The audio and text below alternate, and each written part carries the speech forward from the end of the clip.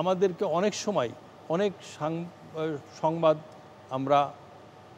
আমাকে যদি বলেন অনেক সময় বলি বাবারে এটা চাইবো না, আমি নিজে ইন্টারভিন করি, রিকোয়েস্ট করি যে ভাই তুমি এইটা প্রচার করো না, তুমি এইটা ছাপায়ও না, এটা আমাকে করতে হয়।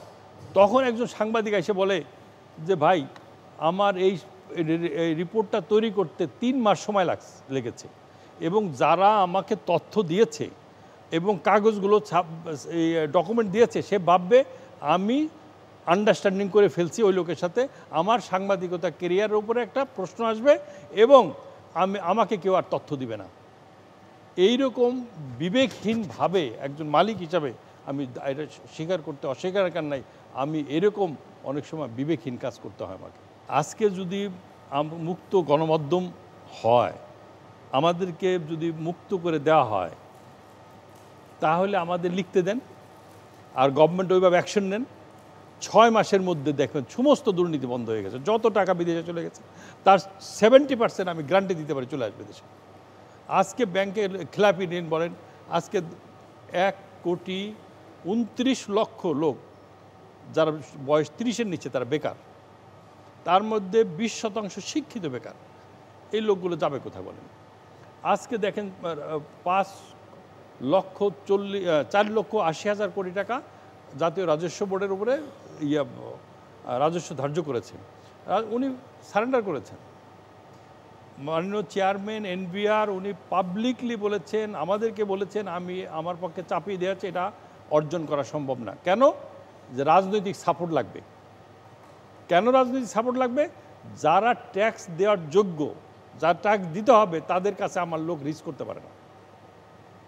তাহলে গত বছরও কিন্তু আপনার 80,000 কোটি টাকার মতন শর্টফল হয়েছে, এই বছরও শর্টফল হবে। কেন?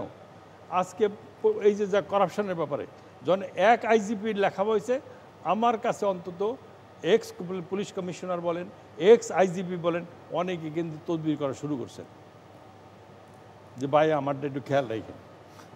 এর মধ্যে কিন্তু ওই যে মতি সাহেবের স্ত্রী কিন্তু বলেছেন যে মানে সাংবাদিকদেরকে কেনাবেচা করা যায়, বড় বড় সাংবাদিকদের কিনে এসেছেন। এই বার্তাটা কেমন যায়? এটা মিথ্যা না, এটা তো পার্শিয়ালি সত্য। আজকে অনেক পত্রিকা আছে যে তারা কি সাংবাদিকতার জন্য সাংবাদিকতা করি, আমরা অনেক সাংবাদিকতার জন্য করি, এটা থাকবে। কিন্তু মূল জিনিসটা কি, যদি গণমাধ্যমকে আজকে যদি প্রেস কাউন্সিলকে আরও শক্তিশালী করা যায়, ওইটা আর প্রত্যেকটা সংবাদপত্রকে মিডিয়াকে অ্যাকাউন্টেবল করা যায়, তার যদি কেউ মিথ্যা নিউজ করে বা পারপাসলি নিউজ করে, কারো ড্যামেজ করে, তার জবাবদিহিতা অবশ্যই প্রেস কাউন্সিলকে স্ট্রং করতে হবে। তাহলেই কিন্তু আমার মনে হয় সমস্ত কিছু, আজকে যে প্রবলেমগুলো আমাদের হচ্ছে, আজকে বিদেশি বিনিয়োগ কমে যাচ্ছে, কর্মসংস্থান হচ্ছে না, দুর্নীতি বেড়ে যাচ্ছে, সমস্ত কিছু কন্ট্রোলে আসবে যদি মুক্ত গণমাধ্যমকে সুযোগ দেয়। আমাদের কাছে এখন পর্যন্ত যেসব রিপোর্ট জমা আছে এবং রাষ্ট্রের এত গুরুত্বপূর্ণ ব্যক্তির উইথ ডকুমেন্ট, সেগুলি ছাপা যদি পারি এবং সরকার যদি ব্যবস্থা নেয়, তাহলে কি দেশটা অনেকটা এগিয়ে যাবে। আমি মনে করি পরে দেখা যাবে কি হয়, ব্যবস্থা হোক, ছাপা শুরু করেন দেখি, এই সাহসটা দেখান। আপনি যদি আমার দায়িত্ব নেন তাহলে আমি কালকে সাংবাদিক বলি ভাই ছেড়ে দাও রিপোর্ট। আপনার দায়িত্ব রাষ্ট্র নেবে, আপনার রাষ্ট্রীয় সম্পদে উপনীত হয়েছে। সেই কারণে আমি মনে করি সেই জবাবদিহিতা নিশ্চিত না করা পর্যন্ত আমাদের যে সমস্যাগুলো আছে, শুধু গণমাধ্যমের সমস্যা না, সমস্যা সামগ্রিক। এই সামগ্রিক অবস্থার থেকে বেরিয়ে আসতে হলে আমাদের এই জবাবদিহিতা সর্বক্ষেত্রে নিশ্চিত করতে হবে।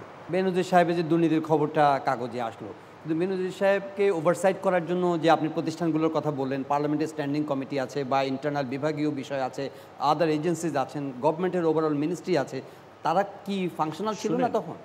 তারা তো ফাংশনাল ছিল। এই ব্যাপারে তো এখনও আপনি তো বেনজির সাহেব তো আপনি ইস্টাবলিশ করে ফেলছেন, তার সমস্ত ইস্টাবলিশ হয়ে গেছে। এখনও হান্ড্রেডস অ্যান্ড হান্ড্রেডস পিপল আছে মোর দেন বেনজির তো কয়েক বিঘা জমি, ও তো দেশপ্রেমিক বলবো আমি।